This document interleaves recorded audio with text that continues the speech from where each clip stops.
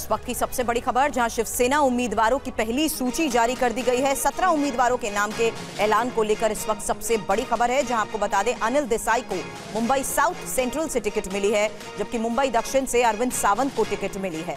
तो 17 उम्मीदवारों के नाम का ऐलान किया गया है। शिवसेना उद्धव के 16 उम्मीदवारों के नाम के ऐलान को लेकर भी खबर है। और जिस तरीके से अभी फिलहाल शिवसेना उम्मीदवारों की ये पहली सूची सामने आई है, आपको बता दें अनिल देसाई को मुंबई साउथ सेंट्रल से टिकट मिली है, मुंबई दक्षिण से अरविंद सावंत को प्रत्याशी बनाया गया है, चुनावी मैदान में उतारा गया है। लेकिन मुंबई दक्षिण से अरविंद सावंत और दक्षिण मध्य मुंबई से अनिल देसाई को चुनावी मैदान में उतारने को लेकर जो बड़ी खबर है, मेरे सहयोगी राजीव इस वक्त हमें ज्वाइन कर चुके हैं। और राजीव, इसी सीट से राहुल शेवाले 2019 और 2014 में संयुक्त शिवसेना से चुनाव लड़े थे, अब एकनाथ शिंदे के साथ है वो। बिल्कुल, देखिए राहुल शेवाले चूंकि मजबूत उम्मीदवार रहे हैं और इसी वजह से उन्होंने दोनों बार का चुनाव जो है बड़ी मार्जिन से जीता था। इस बार सवाल उद्धव ठाकरे के सामने ये था कि किस नेता को अपनी पार्टी से दक्षिण मध्य मुंबई से चुनाव लड़ाए। ऐसे में कोई, चूंकि उद्धव ठाकरे का साथ ज्यादातर लोग इस वक्त छोड़ चुके हैं। अनिल देसाई जो हमेशा से राज्यसभा जाते रहे उद्धव ठाकरे ग्रुप से, लेकिन इस बार अनिल देसाई को ही लोकसभा के मैदान में उतारा गया है। अनिल देसाई चुनावी राजनीति में कितना सफल होंगे, उद्धव ठाकरे को कितना वोट मिलेगा, कैसे इस रणनीति को अंजाम देंगे, ये सबसे बड़ी बात है। लेकिन एक और महत्वपूर्ण बात है कि जो उत्तर पश्चिम मुंबई की सीट है, उत्तर पश्चिम मुंबई की सीट से गजानन कीर्तिकर जो कि एकनाथ शिंदे के साथ में है, उनके बेटे अमोल कीर्तिकर को उद्धव ठाकरे कैंप में है, उनको टिकट दिया गया है। यानी कि पिता जो है वो एकनाथ शिंदे के साथ में है, बेटा उद्धव ठाकरे के साथ में है, बेटे को टिकट दिया गया है। हालांकि अभी तक अगर युति गठबंधन की बात करें तो ये सीट अभी युति गठबंधन में डिस्कस नहीं हुआ है कि ये सीट बीजेपी लड़ेगी या फिर एकनाथ शिंदे ही लड़ेंगे। अगर एकनाथ शिंदे लड़ते हैं तो क्या गजानन कीर्तिकर इस सीट से खुद मैदान में उतरेंगे, तो क्या बाप बेटे आमने सामने होंगे, ये सबसे महत्वपूर्ण बात है। अगर मुंबई की ही बात करें तो पूर्वी मुंबई से संजय दीना पाटिल जो कि एनसीपी शरद पवार के साथ में लंबे समय तक रहे हैं, वो अब शिवसेना में शामिल हो चुके हैं, उन्हें टिकट दिया गया है। और एक है सांगली से चंद्रहार पाटिल जो कि महाराष्ट्र के बड़े पहलवान हैं, उनको पंजाब उन्हें महाराष्ट्र केसरी भी सम्मानित किया गया था, उनको टिकट दिया गया है।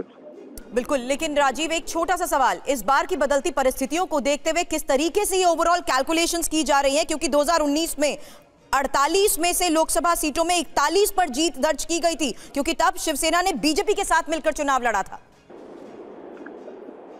सुरभि, ये लड़ाई आसान नहीं होगी, न उद्धव ठाकरे के लिए न शरद पवार के लिए, क्योंकि आज 11 बजे ही प्रकाश आंबेडकर जो है वो ऐलान करने वाले हैं। प्रकाश आंबेडकर अकोला में है, उन्होंने कल भी कहा था कि वो 27 तारीख को ऐलान करेंगे और साफ तौर पर प्रकाश आंबेडकर जो है उद्धव ठाकरे और शरद पवार को निशाना बना चुके हैं। इसके पहले सबसे बड़ा सवाल है, बदलती परिस्थितियों के बीच शिवसेना में भी दो फाड़, और जिस तरीके से ये बदलती परिस्थितियों को देखते हुए इस वक्त माइक्रो मैनेजमेंट पर काम किया जा रहा है, सीट शेयरिंग को लेकर फॉर्मूला तय किए जा रहे हैं। राजीव, इस पर नजर बनाए रखें, आगे भी अपडेट लेंगे। शुक्रिया। और इधर अगर महाराष्ट्र में एनडीए की बात करें तो एनडीए में शामिल पार्टियों के बीच सीट बंटवारे को लेकर औपचारिक ऐलान कल मुंबई में साझा प्रेस कॉन्फ्रेंस में किया जाएगा। टीवी9 भारतवर्ष के सूत्रों के मुताबिक किस पार्टी को कितनी सीटें मिलेंगी, आइए देखते हैं ये एक्सक्लूसिव रिपोर्ट। सूत्रों के मुताबिक महाराष्ट्र में महायुति में सीट बंटवारे को लेकर करीब करीब सहमति बन गई है। प्रदेश की कुल 48 लोकसभा सीटों को लेकर जो सहमति बनी है उसके मुताबिक बीजेपी को 28, शिवसेना शिंदे गुट को 14, एनसीपी अजित पवार गुट को 5 और राष्ट्रीय समाज पार्टी को 1 सीट मिल सकती है। अगर राज ठाकरे की एमएनएस को 1 सीट दी गई तो शिवसेना शिंदे गुट या बीजेपी की 1 सीट कम होगी। किस पार्टी को कौन सी सीट मिल सकती है, आइए ये देखते हैं। शिवसेना शिंदे गुट को रामटेक, बुलढाणा, यवतमाल, वाशिम, हिंगोली, कोल्हापुर, हांद, कलंगड़े, छत्रपति संभाजीनगर, मावल, शिर्डी, पालघर, कल्याण, ठाणे, दक्षिण मध्य मुंबई और 14वां उत्तर पश्चिम मुंबई।